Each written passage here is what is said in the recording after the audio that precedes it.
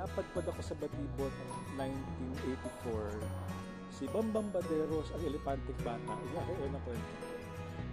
Tapos, nag-work, nag-click na. By the time, nagkaroon na ng segment na ng mga kwento ni Kuya Boji. So, at mula na naiimbitahan ako na ng mga magulang, ng mga teacher, nagkwento ko sa birthday party ako, blah blah blah.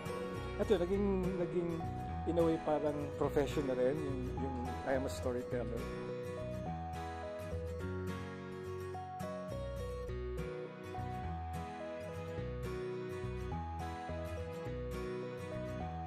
Meron nagsasabi na ginagawa ko sa mga anak ko yung napanood ko sa iyo.